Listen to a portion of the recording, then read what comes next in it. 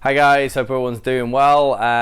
Just going to do a bit of an update on boards. I've just been out for a surf this morning, but the wind's going crazy, so I thought I'd just spend a bit of time to do a quick update. I'm just going to go over this, and then I'm going to go over a couple of my mid-lengths, just because a few people have been asking how I've been getting on. I've had this board before and I've reviewed this board before, so if you want to know a bit more detail, this is a Taylor Jenson Special T, and it's in the Thunderbolt red technology, and it's 9.0, 22 3/4, 3 inches thick, and 73.4 litres. So had this before in TimberTech, one of my favourite boards. I'd probably say it's one of the easiest riding, best performance to paddle power all-round boards I've had, and it would definitely classify as a one longboard quiver from like 1 foot to 6 foot, depending on the waves you ride, as long as you're not riding anything too hollow. It's got its sweet spots where it's a little bit better, but it really is a board you could probably ride in everything. Say it's got a decent bit of volume for the size. This in a 9.0, it's quite light as well, this board, so it's paddling nearly as well as my 9.4, and obviously quite a bit better than my Skin Dog blender, which is only 62 litres, so that's kind of like my high performance board. So I don't really take that out unless it's, I mean, that'll surf anything too because it's 9 foot, but it's like that's really my sort of head high plus board generally. I basically use that as a step up around here, ironically. So yeah, the Special T, it's basically what Tyler Jenson rides for his smaller wave board, where the waves are mushy and weak, and to him it's a bit of a nose rider. Now this board's also written up as a nose rider in the description, and it's described as a 50-50 rail, and it sounds very traditional when you listen to it, but I really think they mislabeled that. I mean, I shouldn't say that because I'm sure they know what they're doing, but for me in the waves that we ride, this is like a fairly moderate performance single fin all-rounder. There's nothing retro about it, there's nothing loggy about it. It's a fairly modest rocker, which I like. It's not heavily rockered. You should probably be able to see that pretty easily there. It's actually probably got a bit more tail rocker than nose, if anything. It's a nice parallel outline, so it's actually trims well, and it's got good speed. It's got good thickness in the middle of the deck, but the rails are really nice.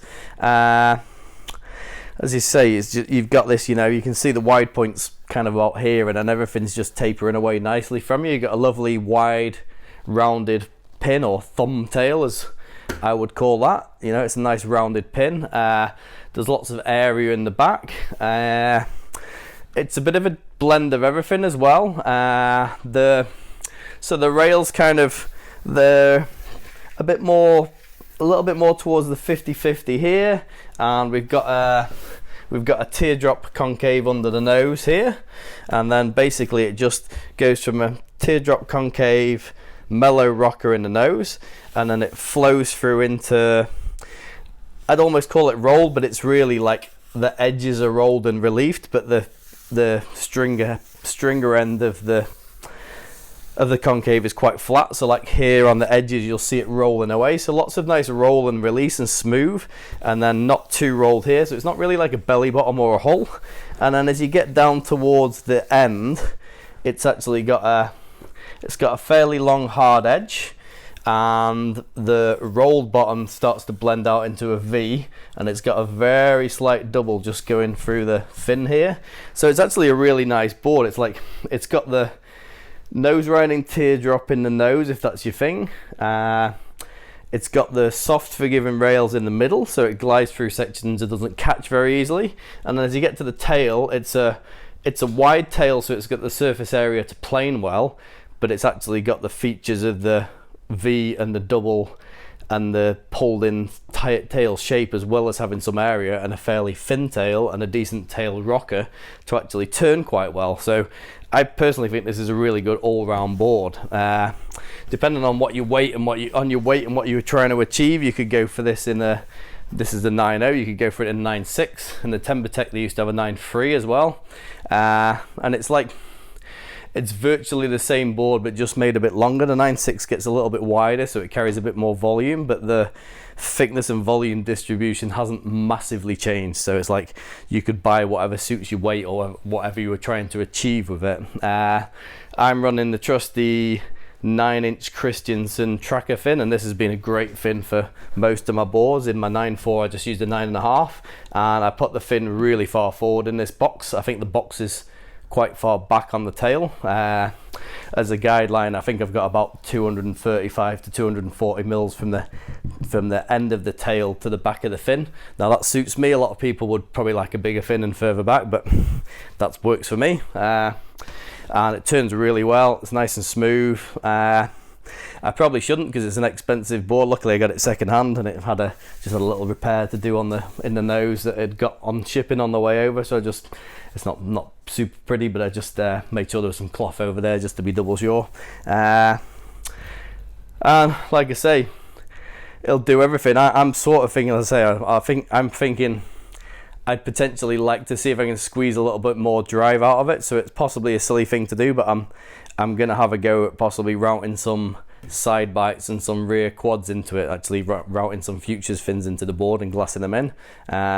Probably void my warranty, not that I'll have any anyway because it's second hand, but yeah, so whether it's a sensible thing to do or not, because I think these are like EPS epoxy, glassed as normal, but I think they've got a PVC, like a hard PVC shell on the top of it, so hopefully nothing splinters or shatters when I'm routing the boxes, but it should be fine. I mean, you're cutting a hole in the skin and you're cutting a hole in the blank, and then you're gluing them in, and then you're just glassing them over. So I might give that a go, because I really think they misrepresented what this board's capable of in its description.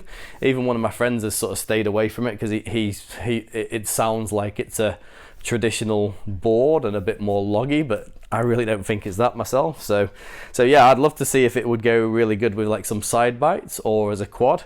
And as you know, I don't really nose ride, so the single fin feel is nice for they always paddle well and they're glidey and you get nice flow. But if you put some side bites in and a single and side bites, you're probably going to get a bit more of an on-rail feeling and a bit smoother, more drivey feeling on the rail and towards the end of your turn. So I'm kind of quite keen to give that a go.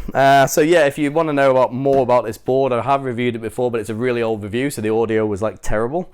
So this is a bit of an update. I say I would ride this in our local waves, as you know, are really slow, so I would ride this in like 1.5 all the way up to maybe 4, 5, possibly even 6 foot if it's just roly peely waves here. And like I say, I would be keen to see what it'd go like as a single and sides or a quad, because it's just such a nice all-round board. Yeah, as I say, mellow rocker. And the numbers are all really good as well. Like I say, 9.0, 23 and a quarter. So it's like, I'm not a really tall guy, so the 20 boards that are 23 by 3 or even more, like I can't even get them under my arm.